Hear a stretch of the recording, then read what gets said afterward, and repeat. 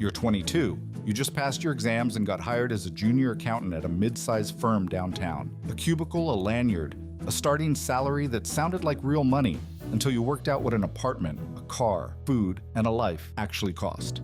You do that math for a living now. You did it for yourself one night and didn't like the answer. Everyone you know is signing a lease. Your friend from school already has a place downtown with an exposed brick wall he won't shut up about. Your cousin moved in with her boyfriend. The group chat is a running feed of housewarmings and furniture deliveries and photos of empty rooms captioned "first night in the new spot." And you go home, to your parents' house, to the bedroom you grew up in, with the same water stain on the ceiling shaped like a country that doesn't exist. Nobody says anything at first, but you can feel it. When you run the numbers, it isn't just the rent you're saving, it's everything attached to it. The deposit, the couch, the plates and the towels and the internet bill and the parking. $1,500 a month, maybe more, that everyone you know hands over just to prove they're grown up. You keep it. Almost every dollar you don't spend goes into the market, and then you leave it there. Not for a nicer car, not for a holiday. You let it sit and grow while you drive the same used Civic you had in school.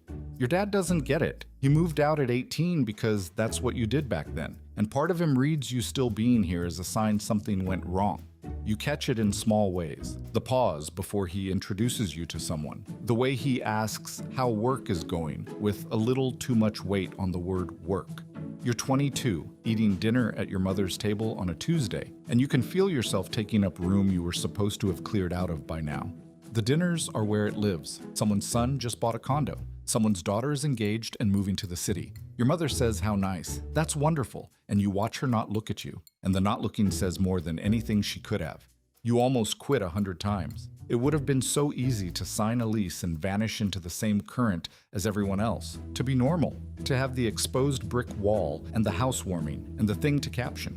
You stay. The first year is the worst because you have nothing to show for it. No wall, no lease, no story. Just a number and an account you can't mention to anyone because who says that out loud? And even if you did, what would you even say? That you're winning a race nobody knows they're running.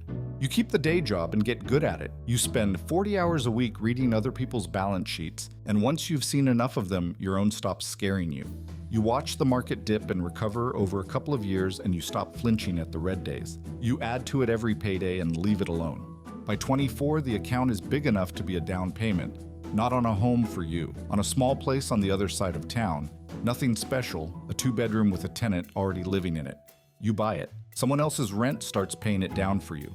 You are 24 years old, you own a building, and you are still asleep every night in the room with the water stain, and the whole thing is so quietly absurd that you laugh out loud in the car the day it closes. You don't tell your parents what it cost. You just mention lightly that you bought a place.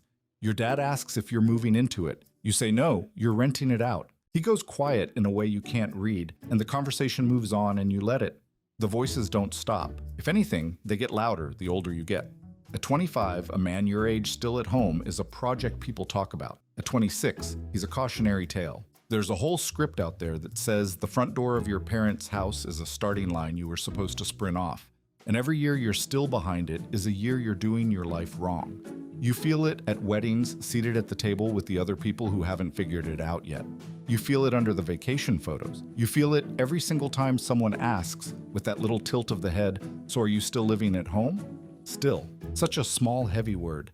At a wedding, a woman you've just met asks where you live, and when you tell her, you watch her file you somewhere in her head and move on. Your cousin, 3 drinks in, tells you she loves you, but you really need to get out of that house. It's not healthy, like she's doing you a favor. You thank her. You don't tell her the place you own is bigger than the one she's renting. You learn to just say yes, no explanation. You stop trying to make anyone understand because them understanding was never the point. The point is what's stacking up quietly in the background while they talk. The second property comes at 26. The third and fourth come closer together than you'd have guessed, because that's how it goes once it's rolling. The thing you built pays for the next, and that one pays for the one after. You're barely leaning on your salary anymore, and you're still somehow in that house, still eating your mother's cooking, still hearing your father's car pull in at 6. Then something shifts in that house that you didn't plan for. Your dad stops asking about work with the weight on it. One night he asks about the properties instead. Actually asks the real kind, where he wants the answer. So you tell him. You sit at the kitchen table where you ate cereal before school for 18 years, and you walk your father through what you've been quietly doing for 4 years, and you watch something change in his face. He doesn't say he's proud. He's not built that way. He says, huh. He says, well. He says, you must have been saving a long time.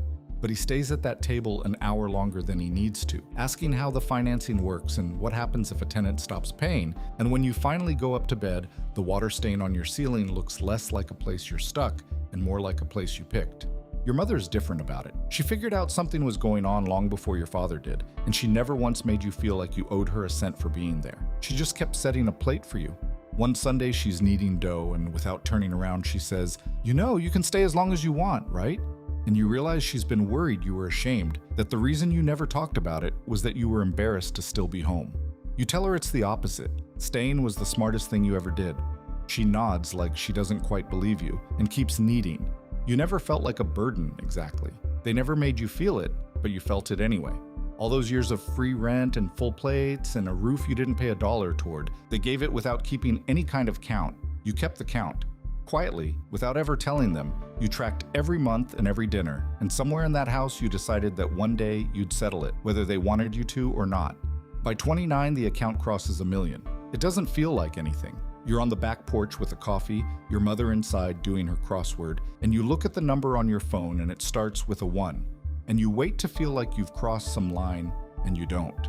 You put the phone in your pocket. You go inside and help her with 7 across. No fireworks, just a Tuesday, your mother, and a crossword. You move out eventually, not because you have to, because it's time, and you can feel that it's time.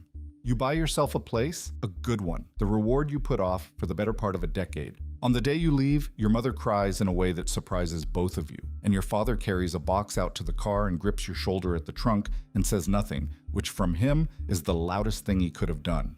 But you're not finished. There was always going to be one more thing. You are 31 the day you stand in a driveway holding a set of keys your parents don't know exist. Keys they are absolutely going to refuse.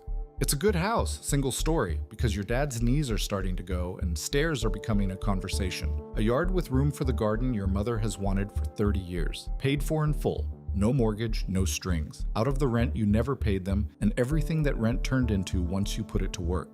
You ran the numbers months ago, the way you run numbers for a living, and the answer was plain. Every dollar you have traces back to the free room they gave you without ever asking for anything.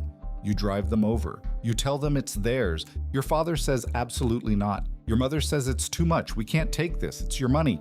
You earned it. They mean it. They're not putting on a show. They genuinely don't want it, because in their heads, those years were never a loan to be repaid, which is exactly why you're doing it. You put the keys in your dad's hand and close his fingers around them, and you say the thing you've been carrying since you were 22 at that table, taking up space you thought you weren't allowed to have.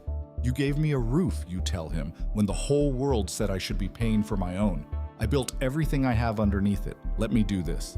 He doesn't say he's proud. He looks at the keys, then at the house, then at you, and his eyes do a thing you've seen maybe twice in your entire life. Well, he says quietly, huh.